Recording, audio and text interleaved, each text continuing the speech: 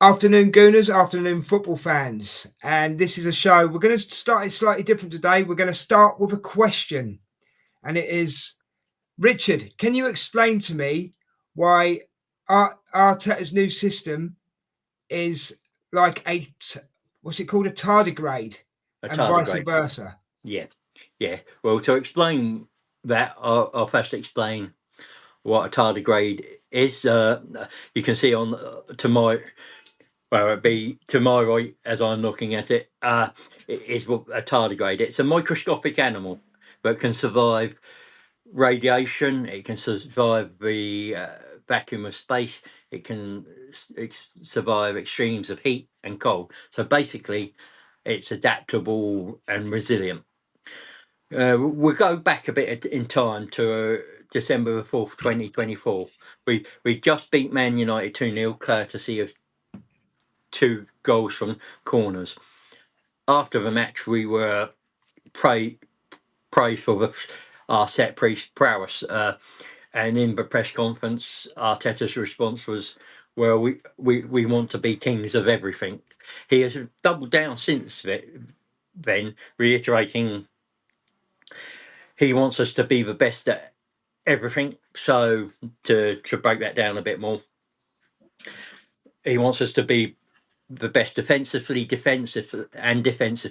at long throws, corners, free kicks, good at pressing, good at low block, be the best technical team, be the best physical team, be the best counter-attacking team, best possession-based team, etc. So basically, he wants us to be adaptable, resilient, and obdurate, just like the tardigrade.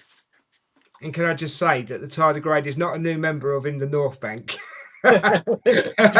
He's come. In the streets where the coastal winds blow, 2 old gunners with stories to show. There's the enforcer from Newcastle town, Statman from Portsmouth. Right, so that leads me to my second question, Richard. Okay. This new system that Arteta is using is really, really good, and it's working so well for the team. But how is it that opposition teams can't work it out? Well, basically, it is all about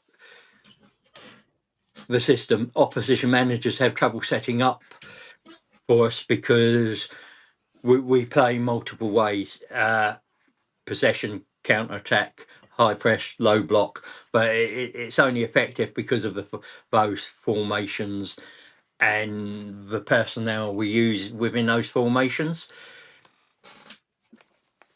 So take it before the matches start. You get the team sheet. It looks like a 4-3-3, but this is an illusion. We have a variety of shapes. Mm-hmm. Yeah, It, yeah. I was going to say, how many formations do you think we've actually got? I mean, I see it as probably 4, but it could be more. The 4 that I recognise is the 2 defensive shapes and 2 offensive shapes. So for example, I've got the 4-3-3 up here now. If I go to the next one, yeah, this is the defensive shape. So we will use a 4-3-3 defensive shape, and that might end up being like a 5-4-1. But is that the next? no, that's a 4-4-2. But Oh. again, those are the 2 defensive shapes, and in either of those you might get the two wider of the second 4 dropping down to help defend the flanks. Yeah. Or come inside to track runners. So.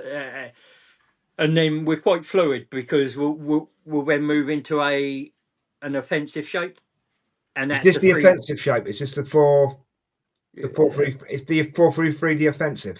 No, No. the offensive is the 3-2-2-3. First one, it's the Is that that's the second defensive shape.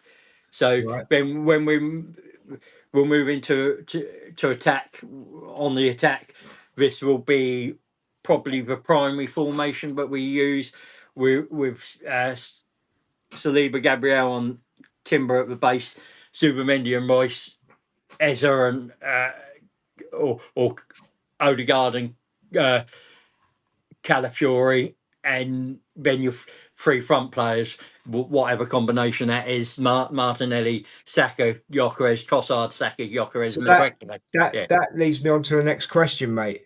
How many combinations as a team do we have now? loads, because and most of those combinations will be your left hand side. So and who you play in the play sort of in the right eight, in the left eight, or the right eight. So you might have Calafiori and Trossard. Mhm. You might have Skelly and Madueke. Yeah. You might have Nkapie and Martinelli, and you might also see it be either just Eze and Eze instead of Odegaard, or Nwaneri instead of Odegaard. And you can change, and you might take Zubimendi off and have Rice,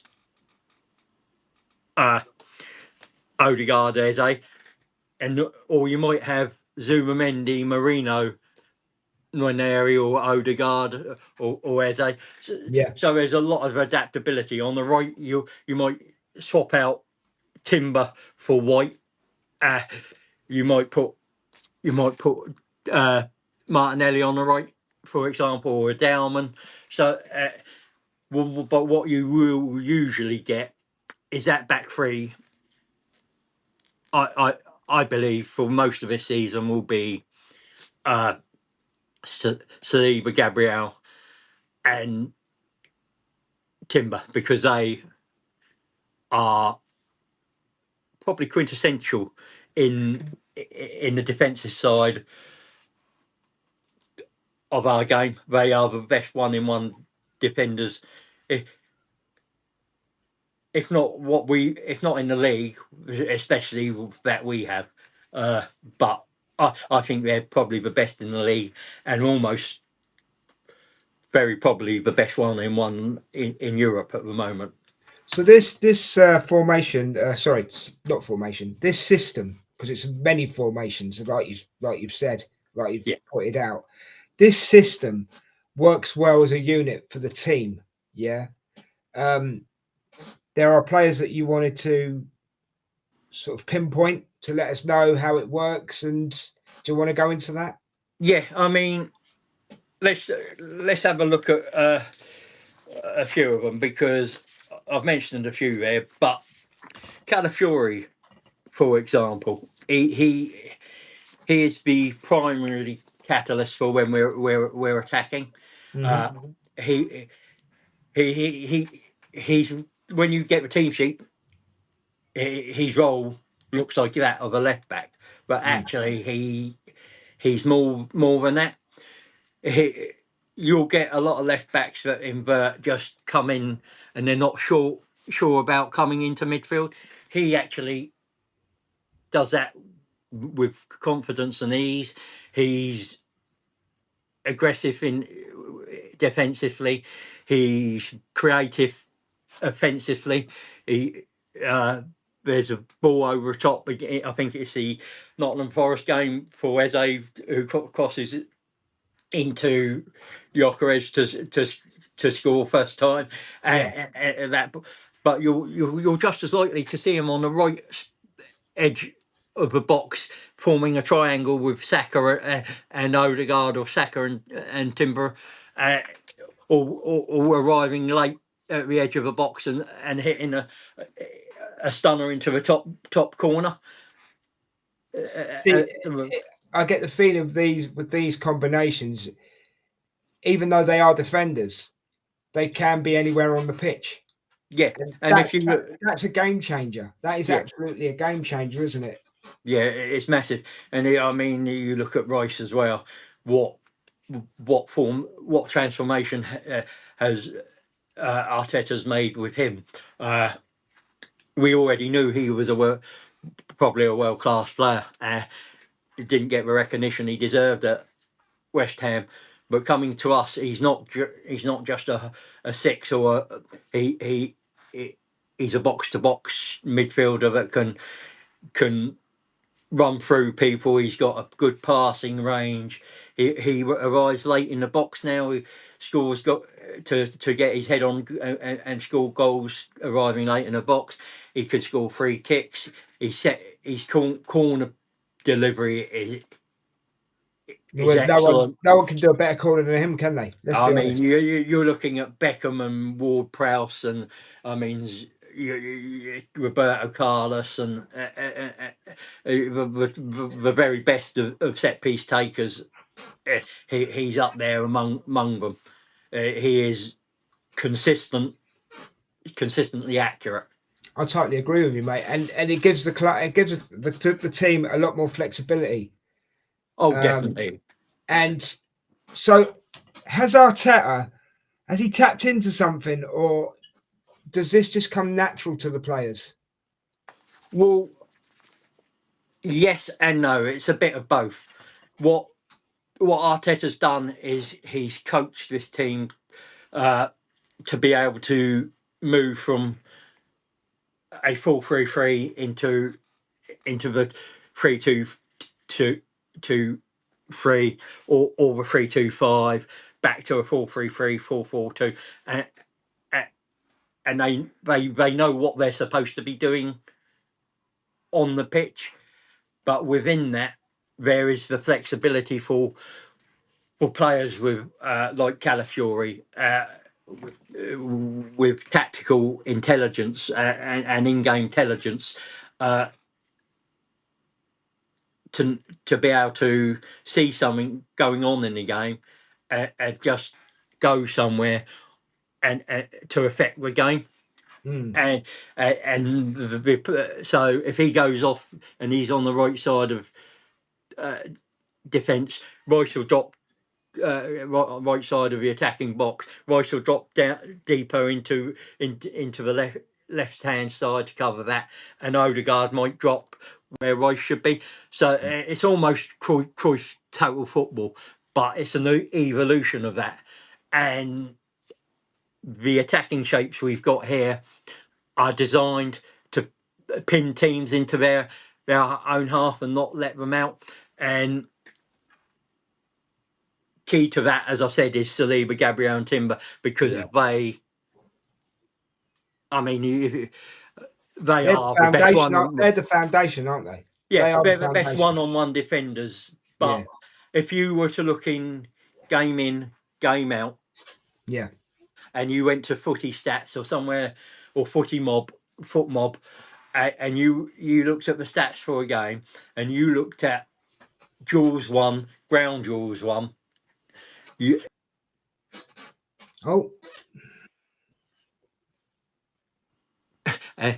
And even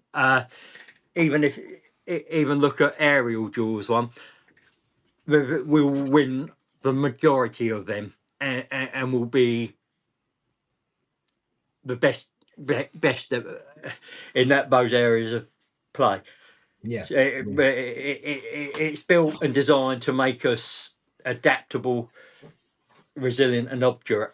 But within that, you've got players like Eze that can do anything. You've got a Saka that can do almost anything.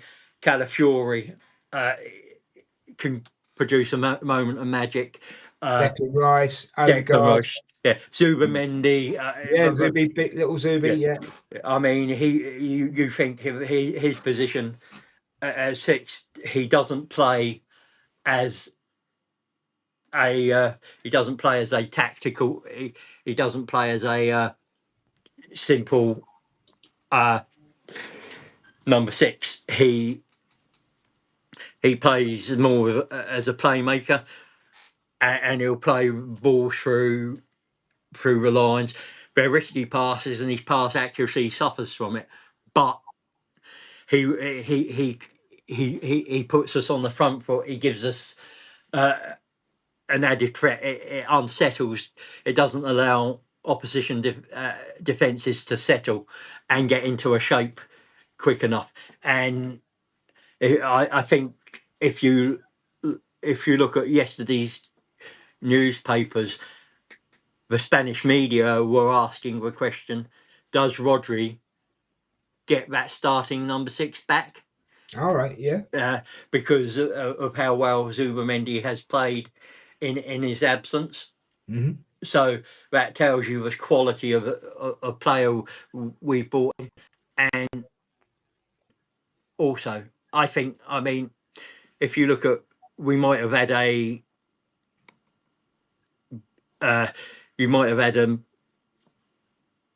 Adams or something, but you'd have had a Stepanov or Pascal Sagan, Yeah. or you might have had in midfield, you might have had Ainsley Maitland-Niles, so when you were swapping players out, the drop was considerable. Yet now, if you're dropping Saliba and you're bringing Mascara in, you're dropping Gabriel and you're bringing Hincapié in, or you're dropping Calafiori and you're putting Your levels aren't dropped. The actual levels of the team aren't dropping, are they? Like if they are dropping, they're not noticeable. Right. And if you look at the front, especially the left-hand side, you've got Trossard. He doesn't really beat his man. He likes to come inside, take Martinelli. He likes to try and beat his man, and is all about the pace on the counter. Madueke is quite a direct runner, and he'll take shots from outside the box. Eze does plays the role differently to Odegaard. So if we're struggling to break a team down, we've got a player that can do something different and cause different problems. Yeah. And the team's working as one, mate, and it's a lot more flexible. Yeah. And I mean, like I said to you before we started, mate, now we've spoken about this, and hopefully the people that are watching, you'll watch Arsenal games differently now, and you'll see what Richard's talking about, guys, because it makes a lot of sense. But it leads me to this next question, Richard. Yeah. How are we stopping teams from even getting a shot on target in games? I mean, who'd have thought that we've come to a stage in football where the opposition can't even get a shot on target? Yeah, it's about player mentality. I mean, take the Burnley game, winning it 2-0, game's done and dusted, but 9 players sprinting back to get behind the ball in the 94th minute.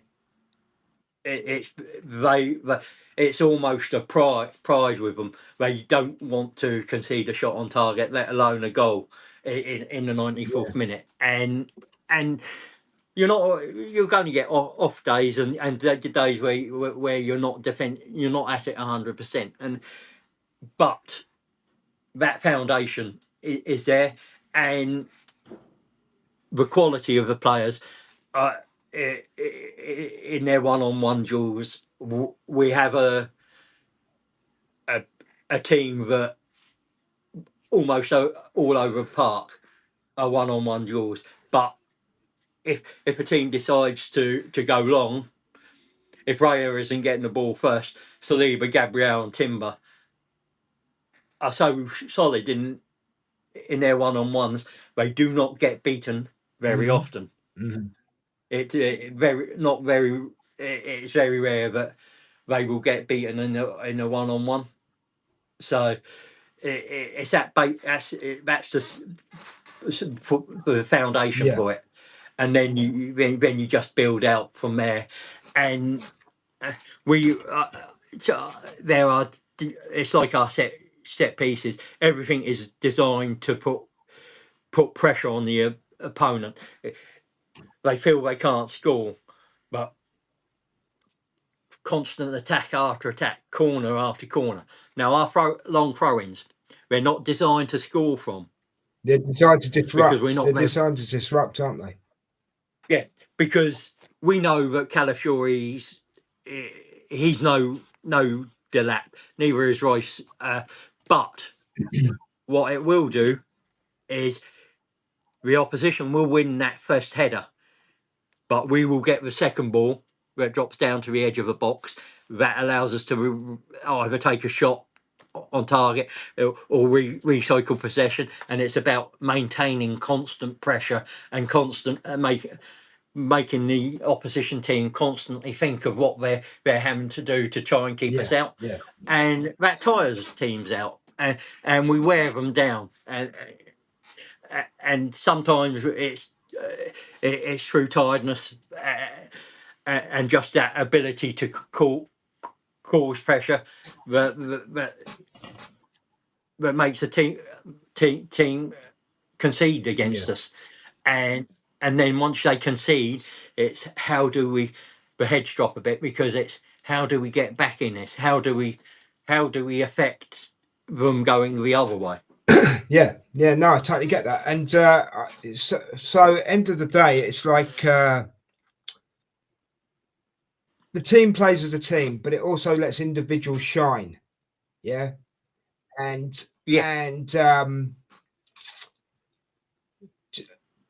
only in your opinion, mate, who does this benefit the most on the pitch, this system? Well, I think this system benefits. I mean, there's two here that would automatically come out to me: Calafiori and Royce. Calafiori, because he literally roams from left back, and he can be on the right edge of the box, but it also Royce can be back on defending in his own box, or he can be running, hitting the box late and scoring a header in the opposition box, or he can be in the opposition final third, winning the ball back, turning it over for us to attack again. So there's that flexibility to be anywhere on the pitch within that shape. Consider it like a coat hanger, just to hang your garments and things on. And it's about what the personnel doing it. Royce is highly intelligent. Calafiori is highly intelligent. Most of them have an in-game Well, I was going to say, intelligence. you mentioned it earlier, in-game football intelligence, didn't you? Yeah. Yeah, we often bemoaned Walcott's lack of in-game intelligence. He would get through on goal and not or get behind and not know what to do. No, that makes sense. Where these players can see something, know what to do, and they invariably produce it. Sometimes it doesn't. Yeah, of course. I mean, as I said, you can have an off moment in the game. You can have an off mistakes game. Can still be made, can't they? You know. Yeah. Exactly. There was another thing I thought about as well. This system works because now at Arsenal we've got so many players who can play different positions as well. Yes, I mean, it's both a curse and a blessing. I get you. You've got Calafiori can play left back. He can play left centre back. You've got Timber that can play across all the back four. But which is a blessing, because if you have an injury, you've got a player that can cover. But the curse is that if you lose two players, and you start to lose that, because they can cover multiple positions. You might not have enough players in the other positions. It's still square pegs and round holes, but we've sort of now got a team of versatile players, but they're not always the best in the secondary positions, but they're adequate. But you'd rather them in their natural positions, but Yeah, but again, it's down yeah. to the flexibility, isn't it? Yeah, it gives us depth and it gives us quality in depth. But you've dropped again. Yeah, but you're I'm still here. yeah, but you're just occasionally injuries may be a curse because of that. Yeah. The amount of flexible and adaptable players we've got in, we might not have what you call specialists in their positions necessarily. So, can I expand on it just slightly? Right. You know, if we bring new players in, obviously transfer windows, obviously, yeah. Yeah. If we bring new players in, do they have to learn this system, or do they have to be already adapted to the system before they come in? Does that limit us in transfer windows, or does it actually expand the transfer window for bringing players in? I think it they have to learn the system when they come in. So when Berta and Arteta sit down and the transfer team sit down, and they'll have what they'll be looking for is, do they have the tactical and in-game intelligence? Do they have a technical ability and whatever else? And then it'll be, what do they bring to the team? What don't we have in the team at the moment that they might bring? So Eze and Does that take Eze sorry, and go on. Madueke, for example, this Yeah. summer. We didn't have a winger that would arrive late, can take players on, is powerful, is direct, takes shots, lots of shots. The same with Eze. He can get into the box. He'll take shots from almost instantly. We had most of the team didn't have the confidence or didn't have the natural instinct to do that. We've got more players with that instinct to shoot on sight, and that's something different for the opposition to think about. So when I think when Arteta and Berta are looking now, it'll be, where are we short? Where could we improve? Obvious for winter would be the left hand side. You've got Trossard and Martinelli. They're producing at the moment because they're under pressure to produce. But is there a way we could improve on that? Bring a different profile in, still allow us that depth, still allow us versatility, and see where we go from there. See, versatility is a key word there, isn't it? Yeah. Yeah. I mean, I look at it this way. I mean, it could totally transform the transfer window for Arsenal, this system, because it could save you money. Looking at it one way, could save the club money, but it could also make you think, right, we have to go and pay. I'm being hypothetical here, yeah, but we have to go and pay that £100 million for a player because we need him. Yeah. I mean, you look, I mean, Semenyo, Leao, and probably Rodrigo are the three wide left forwards I would consider. Now, we know Liverpool, Tottenham, City are interested, are just some clubs interested in Semenyo. So he's got a clause soon at in the winter 60. But this is the thing, isn't it?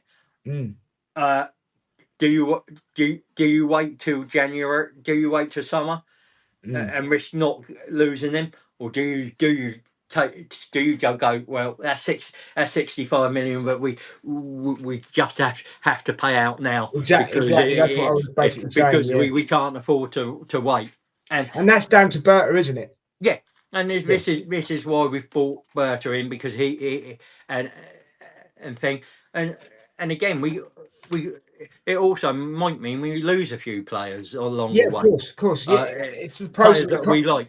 Yeah, like Martin Nelly, it's like Trossard. yeah, But if we're bringing somebody in that can do something, a job on that side, but better, yeah. then you have to accept that, and accept that the club knows what they're doing. Pros and cons, mate. Pros and cons. Yeah, You know, it's straight up. It is. I totally understand where you're coming from with that. You know, and don't get me wrong. It's like you say, if Martinelli was to go, or Trossard as an example, and these are just examples, and we're not saying that we want these people to go, guys. These are just examples. Thank you for what you've done for the club, but the club needs to move on. yeah, because let's be honest. We're sitting first in the table. We're City are 4 points behind us, and we know they're a real threat if they Of course, of course. if they click into gear come the second half Yeah, of of the course. season, which is always possible, especially if they get Rodri back and they don't lose Haaland to injury. So we're in a good position. Come January, we might be 7-8 points clear, Mm. and the club then should be looking at, right, let's go and find who can we get in that will help us get over the line. Yeah. Do we have to sell Jesus for 25, 30 million? Exactly. For example, if Jesus had to go, he's got my blessing. Don't get me wrong. Love the guy. I love Martinelli. I love Trossard. But end of the day, Arsenal needs to evolve to a point where we are Well, winning. that's why we're bringing in a 30 million youngster, maybe. Yeah, exactly. Or we're interested. So Yeah. we've got another forward in there, and again, he's one that maybe we would rather wait till the summer to get. But I mean, I've even because got of to say, competition, I've even got to say, mate, if someone came in for Kai. oh yeah, I mean, again, Oh, you've dropped now. Yeah, well, there we go, guys. Richard will be back in a second. I think someone spam called him. But yeah, think about this. What Richard's talking about. At the end of the day, watch the games now, because you'll notice what we're talking about, and we'll get him back in a second. This isn't helping. This is a recorded show, but these things happen.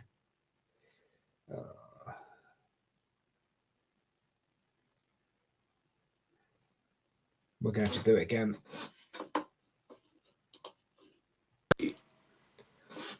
I'll cancel it. I'll cancel it. I was going to stop it, mate. Oh, he's dropped now. For God's sake.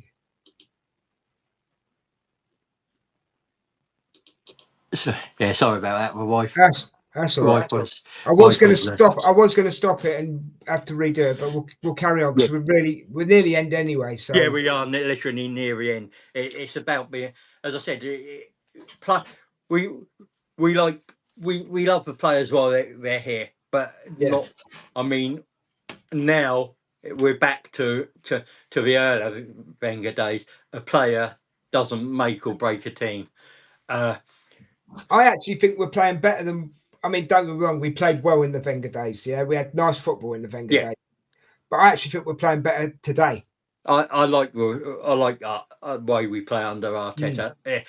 For me, a lot of the go you'll see the first half, and it might look slow, pedantic, and boring, but it's a team and Arteta working out what the opposition is and what they're doing, and it might be that it's like Pep, you're playing a Man City, and Pep and Arteta, it's a chess match, and like most tactical games, I play Warhammer 40k. It comes down to who makes the least mistakes. So you might be. So if the person who makes less mistakes ends up winning, Yeah. and that's what it'll come. It's become in football now. Yeah, Arteta has made us don't make the mistakes, play the system, play the percentages. You've got a bit of freedom within that, but if you don't make the mistakes, you're consistent. You will usually end up out on top. Yeah, yeah. I mean, for me, this system suits Declan Rice. Oh yeah, I mean, it's there.